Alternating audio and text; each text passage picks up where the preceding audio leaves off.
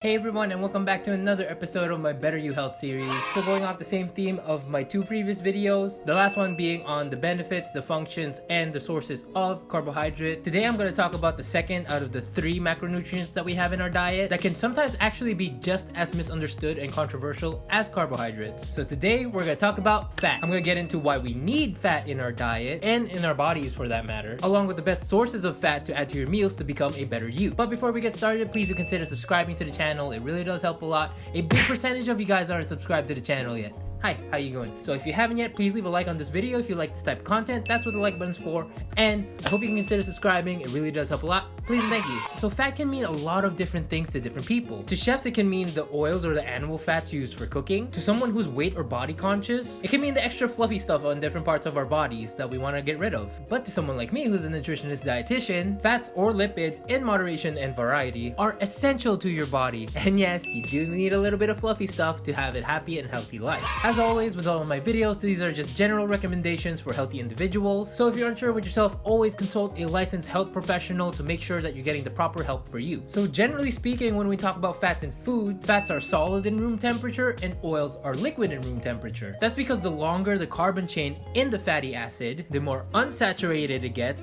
and the more liquid it gets. Remember the word unsaturated because it is important for later. So all fats and oils have fatty acids in them, and this can be divided into four groups: saturated, monounsaturated, polyunsaturated, and trans fat. To simply put it, the unsaturated fats that I mentioned a while ago are good for your body. Specifically, your polyunsaturated being your omega-3s and your omega-6s. I'm sure you guys have heard of this before, either in your sardine or tuna commercials. And your monounsaturated fats actually being your omega-9. This then leaves saturated and trans fat, both having been linked to raising cholesterol levels and potentially having negative effects on your body if not eaten in moderation. So the last thing I want to explain before moving on is our lipoproteins, which is found within our bodies and our fluids, and these are used to transport cholesterol and fat throughout the body. They're constantly changing in levels and structure as they're being used, and whatever remains is returned to the liver for more usage or storage. There are different types of lipoproteins, but I want to focus on the ones that commonly show up on blood tests because I notice a lot of people don't really know what these mean, especially when one value of these is high or low. So the four that you want to look out for is your total cholesterol, your low density lipoprotein or LDL, your high density lipoprotein or HDL, and your triglycerides. Low density lipoprotein transports cholesterol from your liver to the bloodstream. High density lipoprotein HDL does the opposite. It brings the cholesterol that's in the bloodstream back to the liver. Triglycerides is the most common fat found in your body, and of course total cholesterol is the total cholesterol in your bloodstream. So what do you need to look out for? Having high levels of LDL, triglycerides, or just total cholesterol in general are linked to increased cases of obesity, metabolic disease, and especially more commonly cardiovascular disease. So with that in mind, having a high level of HDL, which again brings cholesterol from the bloodstream back to the liver to be metabolized, and reducing the amount of cholesterol, saturated, and trans fats that you eat throughout the day to a healthy amount, of course, because you still do need cholesterol in your diet, is good for the body because it reduces the possibility of said diseases. Now that we generally know what fats are, let's talk about why we need fats in our diet. The first benefit of fat is something that I mentioned in my carbohydrate video, and that fat is one of our body's sources for energy. And in fact, it's a concentrated source, having 9 calories per gram in fat versus the 4 calories per gram in carbohydrates or protein. This is typically useful for people who are prescribed by a licensed professional, of course, a liquid or a modified diet where you need more food that is packed with calories and nutrients in a smaller amount or volume to be eaten. Fat also has a higher satiety value, meaning it slows hunger and digestion. Not only that, it retains moisture in food, can be used as an emulsifying agent, and contribute to flavor and palatability in food. I also mentioned that it's a storage form of energy, either seen in our adipose or fat tissues that are either under our skin, in our muscles, or around our vital organs. So it's always good to have backup energy when your body really needs it. Not only that, adipose tissue provides cushion, support, and protection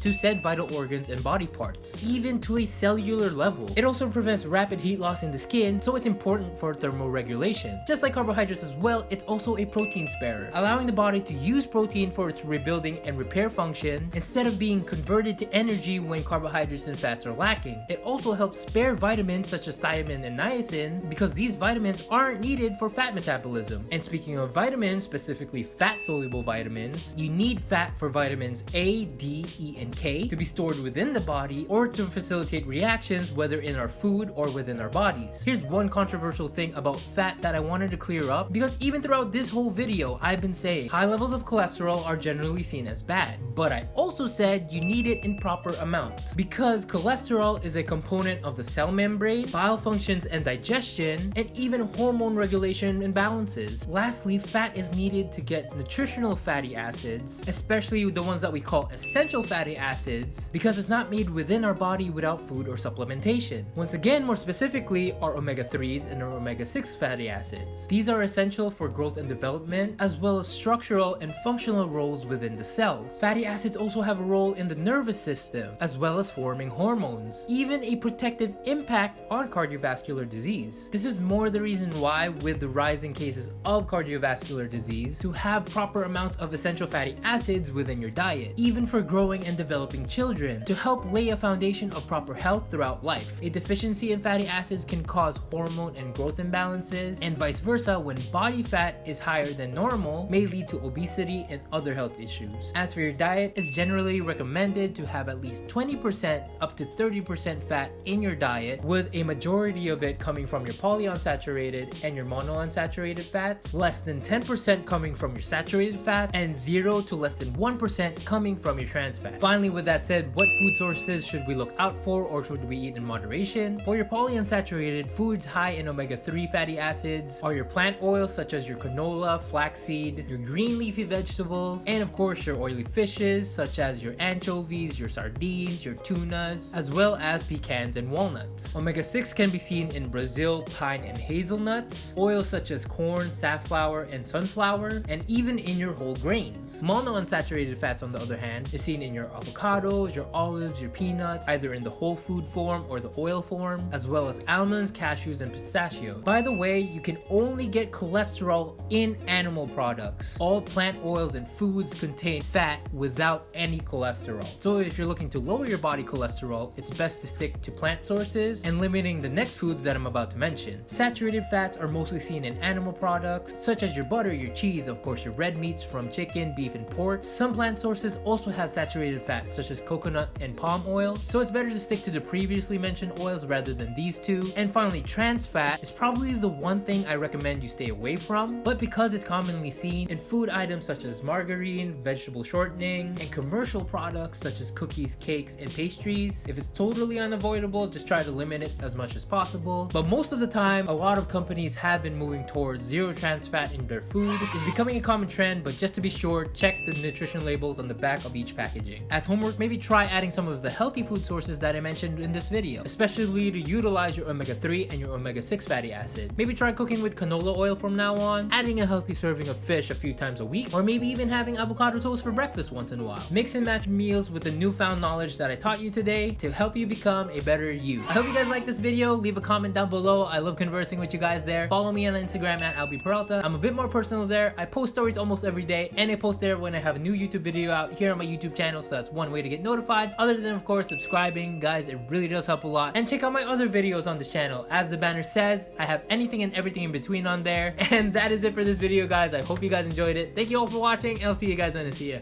Bye, guys.